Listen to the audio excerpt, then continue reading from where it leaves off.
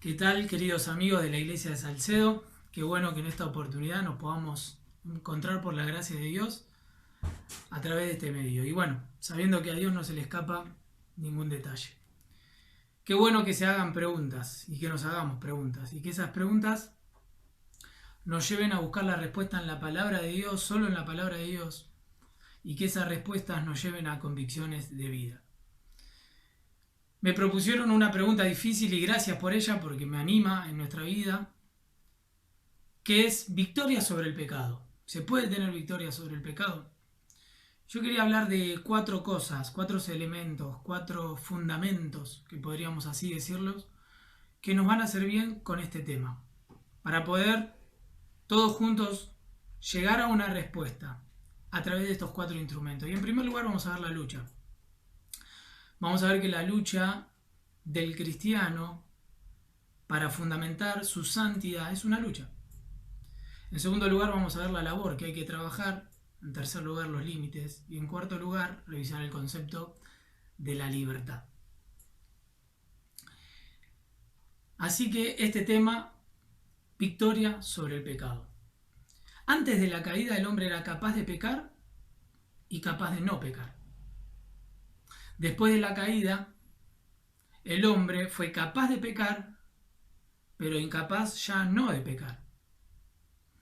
Dentro de la gracia de Dios el hombre es capaz de pecar y capaz de no pecar. Y en el cielo, en el estado eterno, el hombre es capaz de no pecar e incapaz de pecar. Es un poco el trabalengua, pero esto es lo que generó la caída. El hombre fue generado por Dios, degenerado por el pecado, y cuando el hombre se convierte es regenerado del pecado. El que ha sido librado de la esclavitud del pecado ha sido justificado y está en un proceso de santificación. Querido amigo, si vos tenés a Cristo en tu corazón, vos, yo, que somos hijos de Dios, nos dio esa potestad de ser hechos hijos de Dios, estamos en un proceso de santificación. La santificación, como nos hacen estudiar y como entendemos en la palabra de Dios, es un proceso. En primer lugar está la santidad inicial, la santidad posicional. Cuando alguien acepta a Cristo, es santo.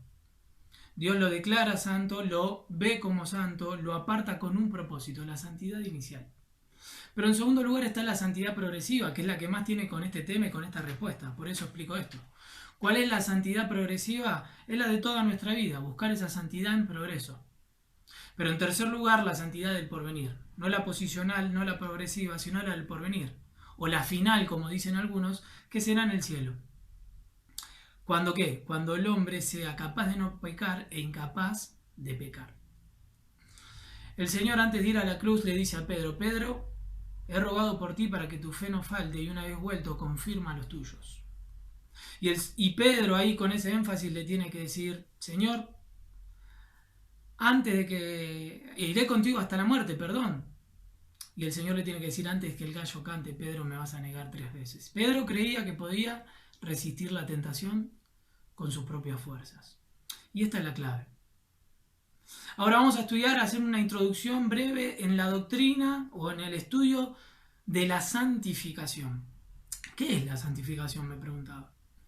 Bueno, una frase cortita que nos puede ayudar a entender, ¿sí? La anotaba con mis palabras. La santidad no significa incapacidad de pecar, que ahora soy incapaz de pecar, pero sí la habilidad de elegir no pecar. Vamos de vuelta, la santidad no es la incapacidad de pecar, sino la capacidad de elegir no pecar. Esto es una obra que hace Dios en el creyente, restaurando la imagen de Dios en nosotros cual fue perdida en la caída, y también nos capacita en contra del pecado que mora en nosotros, desarrollando virtudes de la nueva vida en Cristo. Un hombre cuando se convierte, el pecado deja de ser su rey, pero no deja de ser su enemigo. Y es muy distinto tener al pecado como rey que enemigo. El cristiano, el hijo de Dios, que ya es regenerado por la sangre de Cristo y es hijo de Dios, tiene como enemigo al pecado, pero ya no debería ser su rey.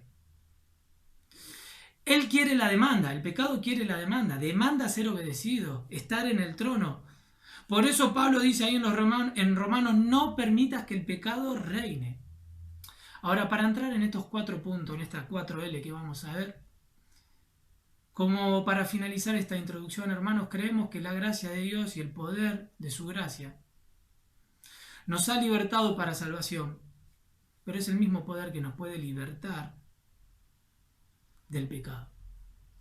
Ahora, muchas veces nosotros creemos en ese poder para ser salvos, pero no para la santificación. Y este es un grave error. El mismo poder de la gracia de Dios que nos salva es el que nos quiere libertar del pecado.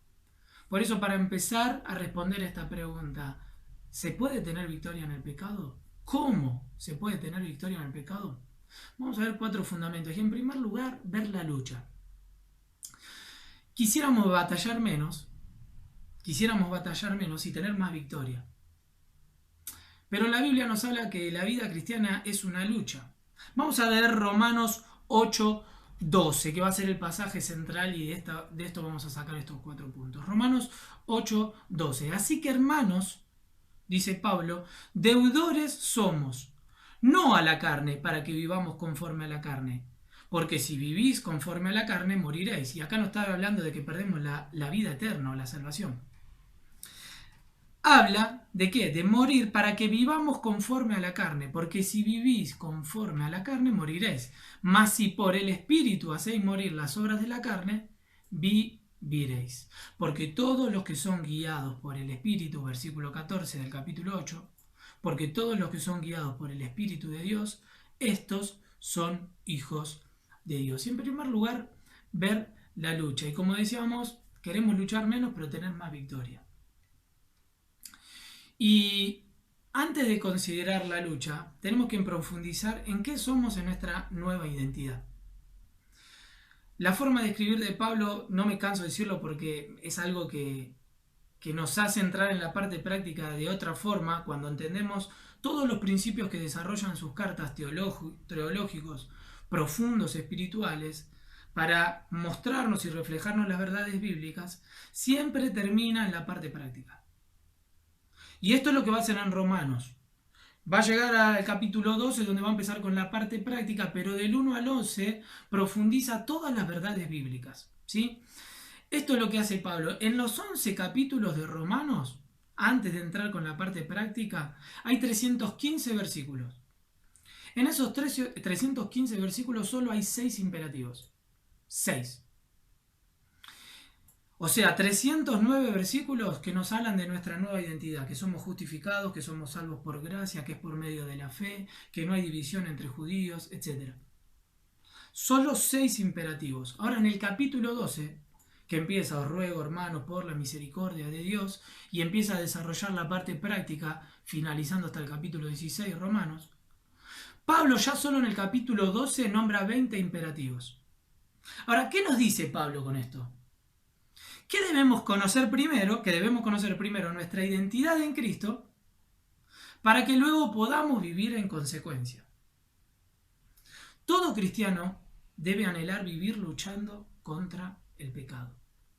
Conociendo todas esas verdades prácticas, nos va a llevar a luchar contra el pecado. John Stott, el escritor de la Biblia que tengo acá, no la voy a levantar, dice que hay un estilo de vida que nos lleva a la muerte. Y hay un tipo de muerte que lleva a la vida. Hay un estilo de vida que muchos viven que lleva a la muerte, a la condenación. Pero hay un tipo de muerte, la mortificación del pecado, lo que teólogos escribieron, John Wesley y muchos otros, que hay un tipo de muerte que nos lleva a la vida. Ahora, ¿de qué manera podemos luchar contra el pecado? Bueno, algunas cositas rápidas. En primer lugar, con la Escritura. Pablo le dice ahí en 2 Timoteo que toda la Escritura es inspirada por Dios y es útil para enseñar, para redarguir, para corregir y para instruir en justicia, a fin de que el hombre de Dios sea perfecto, preparado para toda buena obra. Alguien dijo que a nadie le va a ir mal por seguir las Escrituras. Y es totalmente cierto. ¿A quién le puede ir mal si es guiado por las Escrituras? ¿Por qué? Porque el texto que le dice Pablo ahí a Timoteo dice que el fin de las Escrituras es hacernos hombres maduros. ¿Pero por qué? Porque nos instruye a través de la justicia. Entonces, en primer lugar, para responder esta pregunta, ¿cómo puedo tener victoria del pecado? Bueno, entendamos que es una lucha. Desde que somos minuto cero, que somos hijos de Dios, entramos en una lucha, en este proceso de santificación hasta la santificación final. Y en ese proceso que estamos de la santificación progresiva, tenemos que entender que es una lucha. Ahora, si nuestra espada no está afilada, alguien decía que, un profesor que tenía, decía que nosotros, por la Biblia, podemos entender que la vida es una lucha espiritual. Ahora, muchos la vivimos como un picnic. Depende de cada uno cómo la vivamos. A nadie le va a ir mal por seguir las Escrituras. Pablo, en segundo lugar, no solo con las Escrituras nos dice, sino que en esta lucha es una vida de entrega. Pablo le dice ahí en Tito 2:11, dice, porque la gracia de Dios se ha manifestado para salvación a todos los hombres. Enseñándonos qué, enseñando quién, la gracia de Dios es el sustantivo, enseñándonos que, renunciando a la impiedad y a los deseos mundanos, vivamos en este siglo sobria, justa y piadosamente, aguardando la esperanza bienaventurada y la manifestación gloriosa de nuestro gran Dios y Salvador Jesucristo, quien se dio a sí mismo por nosotros para redimirnos de toda iniquidad y purificar para sí un pueblo propio, celoso de buenas obras. Celoso de buenas obras. Pero no solo Pablo le dice a Timoteo que la clave era que la Escritura lo iba a hacer un hombre maduro. Y un hombre maduro sabe diferenciar y va a evitar el pecado. Pero en segundo lugar, en este tema de la lucha, no solo con la Escritura, sino que Pablo nos va a dejar otro concepto a Tito, que es la entrega. En otras palabras, que es la renuncia, enseñándonos que renunciemos.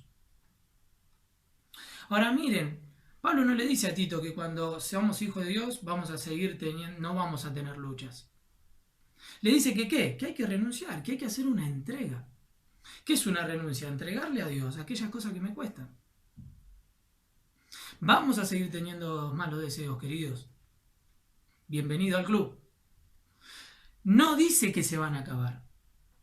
De hecho, no le dice que nos tenemos que aislar, le dice que vivan en este siglo. ¿Pero de qué forma? Sobria, y esto me habla de a mí mismo, de un dominio propio.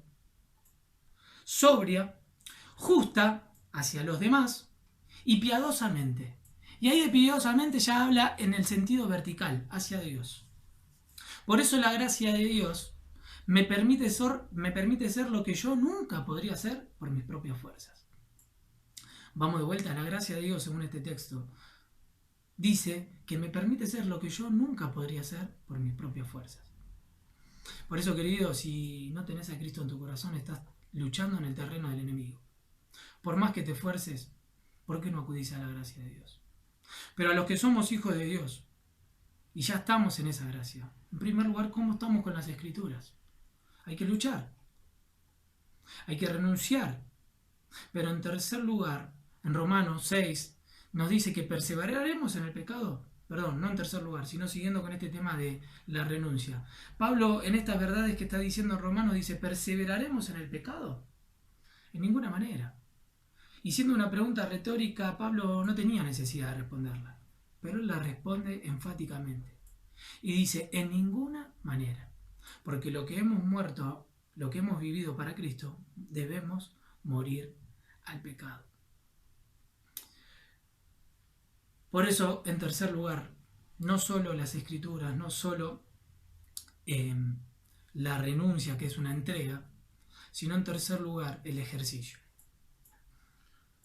Tenemos que luchar con las Escrituras, con una entrega, pero también ejercitándonos.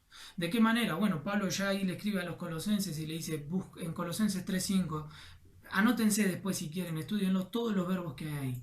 Dice, buscar y poner las cosas en la mira de arriba. Dice que tenemos que hacer morir pues lo terrenal. Dejad las cosas. Y después por último, una vez que dejamos todas las cosas, vestidos del nuevo hombre. Todas esas cosas son ejercicios. Son acciones que tenemos que hacer. Pero no dejan de ser una lucha. Pablo mismo lo dice en Romanos 7. Yo el bien que quiero hacer, eso no hago. Y el mal que no quiero hacer, eso hago. Por eso él decía que encontraba esta ley y este conflicto dentro de sí. Pero gracias a Dios que está Romanos 8:1 que dice, ninguna condenación hay para los que están en Cristo Jesús, que los que son guiados por el Espíritu. Pero Pablo reconoce que ahí hay una lucha. ¿Y cómo la vamos a vivir? Bueno, con las Escrituras, con una entrega y ejercitándolos. Solo los creyentes pueden y deben hacerlo. Ahí hay un principio doble. Que en primer lugar, solo el creyente puede mortificar el pecado. Pero que todo creyente debe hacerlo. Un principio que puede regir nuestras vidas, que siempre salen las típicas preguntas, si está bien o hacer esto y lo otro. Alguien lo explicó de esta manera, uniendo dos pasajes. Colosenses 3:17 dice, todo lo que hacéis, hacedlo como para el Señor. Y en Santiago dice, ¿está alguno alegre? Haga alabanza a Dios. Unificando estos dos podemos llegar a un principio, ¿sí?, que debe ser este tema de la lucha. Para preguntarnos, ¿puedo llegar a hacer esto? ¿Me conviene hacer esto? Un principio de que nos regule. ¿Cuál? Entre estas dos, hacernos estas preguntas. ¿Puedo hacer esto en el nombre de Cristo? Pablo le dice a los colosenses, todo lo que hagáis, hacerlo en el nombre del Señor. ¿Esto que voy a hacer, lo puedo hacer en el nombre de Cristo? ¿Puedo darle gracias al Padre por lo que estoy haciendo? En el medio de esa alegría, ¿puedo alabar a Dios y darles alabanza en eso que me genera alegría? John Owen, este escritor que decía puritano del siglo XVII, que escribió este libro, La mortificación del pecado, dice, el pecado nunca está menos quieto que cuando parece estar más quieto. Y sus aguas son más profundas cuando parecen estar mansas. Por eso antes de pasar al segundo punto, ojo, no te relajes. No bajes la guardia. No bajemos la guardia. ¿Por qué? Porque cuando las aguas parecen que están mansas, más profundas están. Y cuando parece que el pecado está quieto, es cuando más está en movimiento. Por eso en primer lugar ver la lucha, pero en segundo lugar ver la labor. La labor que cada creyente tiene que hacer, porque no solo es una lucha, sino que hay que trabajar. ¿Diligentemente en qué? Bueno, en primer lugar en fortalecer nuestra fe.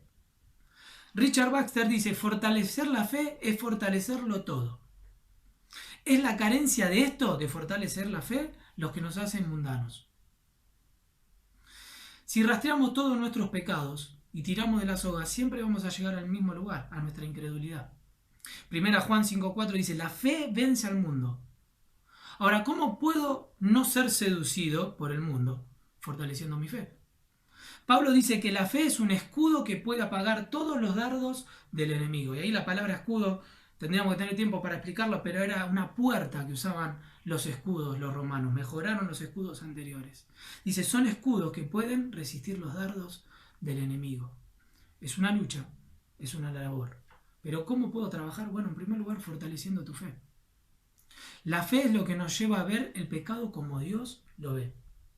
Pero Satanás quiere introducir la duda, como siempre la va a introducir y como la introdujo en el inicio, con Eva, yendo en contra de su palabra, yendo en contra de la voluntad de Dios, para que caigamos.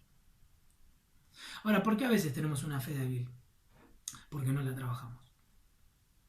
Nos guiamos por nuestra propia información, por la información de afuera y no por la palabra de Dios. Hay por lo menos 3 formas de ejercitar la fe que podemos encontrar en la palabra de Dios, entre las variadas que hay. En primer lugar, ¿cómo puedo fortalecer mi fe? Otra pregunta que nos podemos hacer es, cumpliendo un deber que no nos parece agradable. Mi sentido me dice que no tiene razón. Bueno, el ejemplo más cercano que se me viene en este último tiempo de padre es retar a mis hijas. Lo hago con mucho dolor. Cumplir un deber que nos parece que no es agradable. Ahora, ¿cómo puedo fortalecer mi fe? Cumpliendo un deber que a mi perspectiva no me parece agradable, pero que en la voluntad de Dios sí. Pero en segundo lugar, en medio de las aflicciones puedo fortalecer mi fe. Salmo 56:3 dice, en el día que temo, yo en ti confío. Pero en tercer lugar, el que más tiene que ver con este tema, en medio de las tentaciones. Cuando le creemos a Dios y no a la voz del enemigo que nos quiere desviar del camino. Eso es una tentación. Las distintas voces que van surgiendo para desviarnos del camino. Por eso, en primer lugar, no solo en este tema de la labor. ¿Cómo tener victoria con el pecado? Bueno, en primero entendamos que es una lucha, que hay que ejercitar, que hay que entregar y que hay que estar de acuerdo en su voluntad en las Escrituras. Pero en segundo lugar es la labor. fortalecer nuestra fe, pero en segundo lugar, fundamentar nuestra mente. Satanás va acá.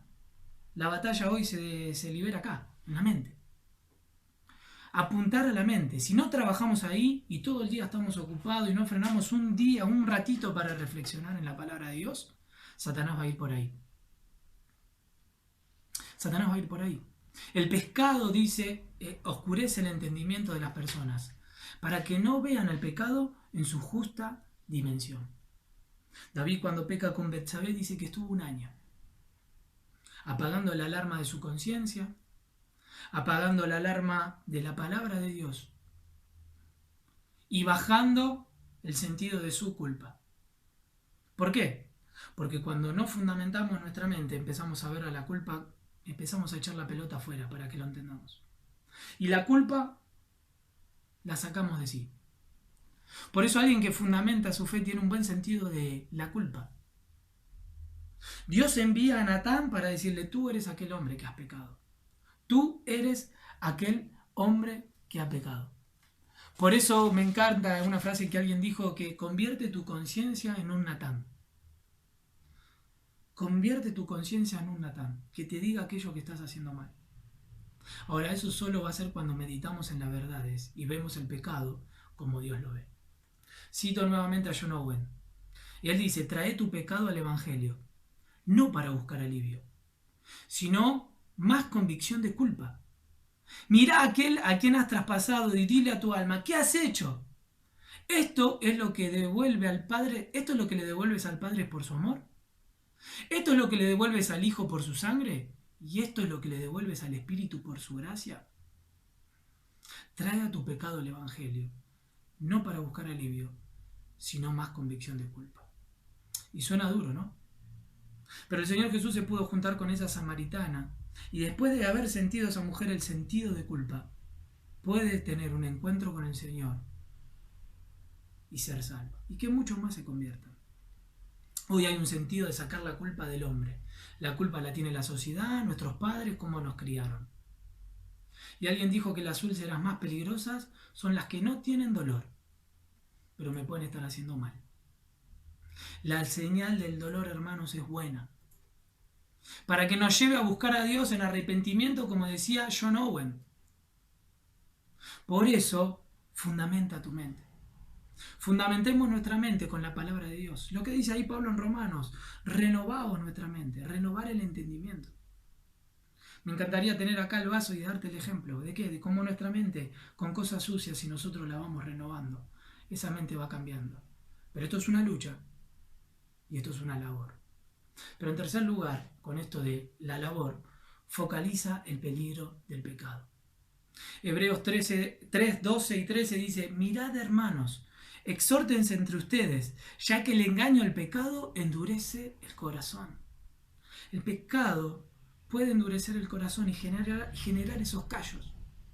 Que la palabra de Dios, que el consejo de hermanos espirituales no penetren y no puedan generar cambios.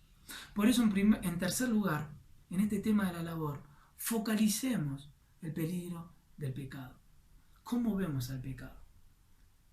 Siempre me encanta decirlo así cuando hablo con los chicos, de que si vemos al pecado como el perrito bueno, ese perrito bueno nos va a terminar comiendo. La meta del pecado es llevarte a lo peor.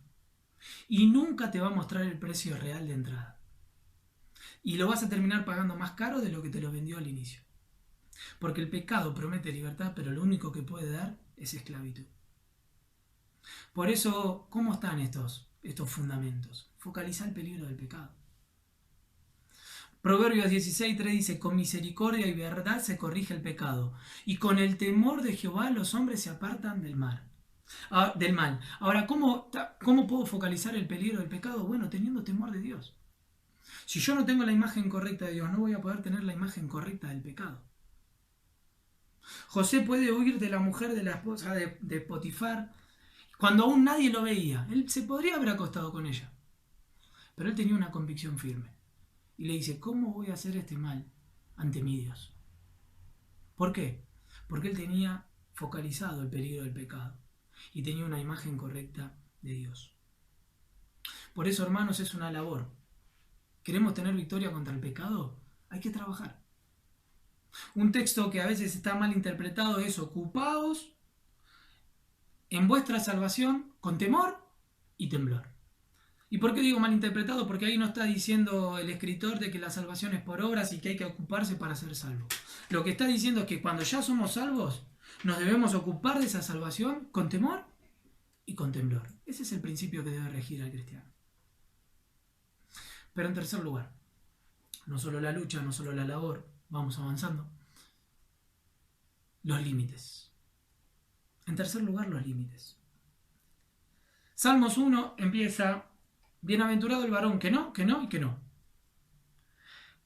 Y después termina diciendo que el que no hace estas tres cosas será un árbol plantado junto a aguas de reposo y será un árbol frondoso, firme.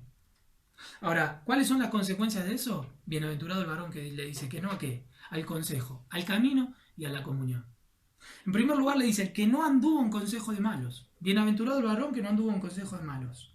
En segundo lugar nos habla del camino, que no solo escuchó, sino que no anduvo en camino, ni estuvo en camino de pecadores. Y en tercer lugar, que no tuvo comunión, ni en silla de escarnecedores se ha sentado. El pecado es ascendente o descendente, mejor dicho. ¿Por qué? Porque primero empezás escuchando el consejo, después caminás con ellos y terminás sentado. Por eso, en tercer lugar, para tener victoria del pecado, entendamos que es una lucha, que es una labor, pero que hay que ponernos límites. Bienaventurado el varón que no y que no. Y qué difícil que decir no. Que es difícil decir no. Hay que tener valentía para decir que no. Hay que tener coraje para decir que no. Porque el pecado es pecado hoy y hace 2000 años. Y Dios lo sigue llamando igual. Pero dice la Biblia que a lo bueno lo van a llamar malo y a lo malo bueno. Pero el cristiano que quiere vivir en victoria del pecado, le dice que no al pecado. ¿Cómo? Poniéndose límites. Job dice: hice pacto con mis ojos. ¿Cómo veré yo a una mujer? Y sigue ahí desarrollando. Tal vez tengamos que hacer pacto con nuestros ojos. Tal vez como Pablo dice: todo me es lícito, pero no todo me conviene. Todo me es lícito, pero no todo me edifica. Y Pablo viene hablando de sus libertades. Y él dice: yo no quiero utilizar mi libertad para hacer caer a alguien. Por eso termina diciendo en el Corolario, ahí en el pasaje: todo me es lícito, pero no todo me conviene. Pero es el ejemplo máximo, lo dice el Señor Jesús ahí en el Sermón del Monte. Y capaz lo más radical, y dice: si tu ojo te es de ocasión de caer, quítatelo. Por eso hay que ponerse límites. Por eso es identificar aquellas cosas que nos hacen mal. ¿Queremos tener victoria con el pecado? Es una lucha. ¿Estás luchando? Como dice Hebreos: aún no habéis resistido hasta la sangre combatiendo contra el pecado.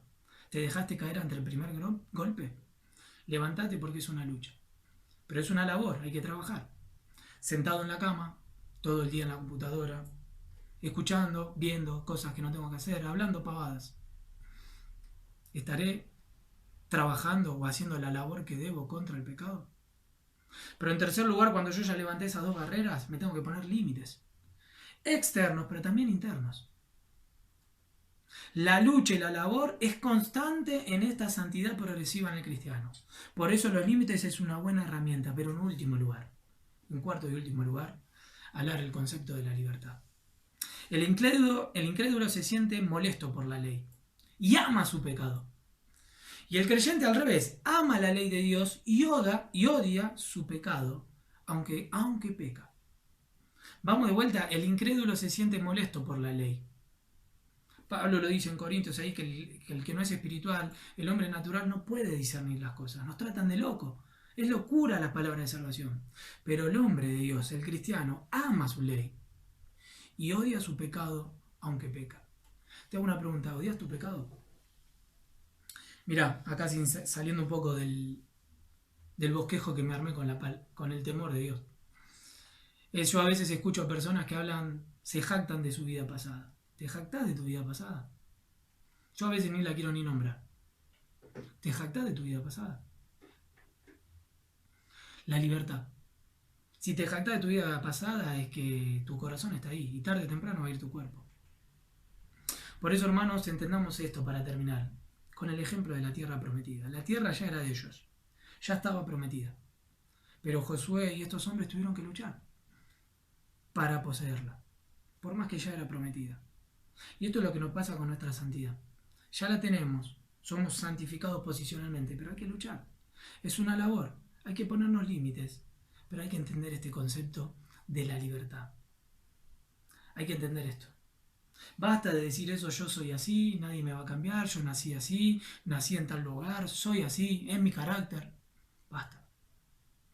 El cristiano que quiere vivir de acuerdo a la voluntad de Dios y combatir el pecado, tiene que renunciar y ser un reflejo de él. ¿Para qué? Para poder vivir en libertad. Juan 8:32 dice, si el Hijo os libertare, seréis verdaderamente libres, y conoceréis la verdad, y la verdad los hará libres. A los que somos hijos de Dios, siempre terminar con un desafío doble. A los que somos hijos de Dios, ¿estás viviendo en esa libertad? O como Pablo le tiene que decir ahí en una carta, ¿se quieren volver a esclavizar? Ya somos libres. ¿Por qué queremos volver a Egipto? ¿Podemos tener victoria con el pecado? Sí. Pero entendamos el concepto de la libertad. ¿Cuál es el concepto de la libertad? Que el verdaderamente libre es hacer aquello, es hacer lo que debo hacer para seguir siendo libre. ¿Y qué es lo que debo hacer? Regirme por su palabra y seguir su voluntad. Nunca el hombre será más libre cuando hace la voluntad de Dios. Nunca el hombre será más esclavo cuando se aleja de la palabra de Dios. Ahora termino para los que no conocen a Cristo. Hemos hablado mucho para nosotros, para los que somos hijos de Dios. Llevémonos estos conceptos. La lucha, hay que luchar. ¿Estás en un picnic o estás en una batalla? La labor, hay que trabajar. ¿Estás trabajando? Los límites y el concepto de libertad. ¿Cuál es la libertad? La libertad no la tienen los de afuera. Verdaderamente el que es libre es el que es hijo de Dios. Por eso termino hablándote a vos, que tal vez no tenés a Cristo en tu corazón. ¿Sos libre? Te hablo de la verdadera libertad que solo puede dar Dios, porque el mundo pregona libertad, pero lo único que puede mostrar son las cadenas que lo esclavizan. Vas a querer luchar en tus propias fuerzas, ¿sí?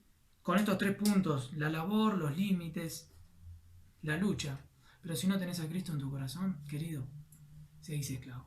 Para cumplir los primeros 3 puntos tenés que cumplir con el último. Esto es tanto para vos como para mí. Si el Hijo os libertare, seréis verdaderamente libres. ¿Querés ser verdaderamente libre? Entrégale tu vida a Cristo Jesús. Pedile perdón por tus pecados. Arrepentite. Él va a ser tu Padre y nunca más te abandonará. Que Dios te bendiga. No pararemos, en tu amor somos libres. Jóvenes somos y cantaremos solo a tu nombre, Cristo.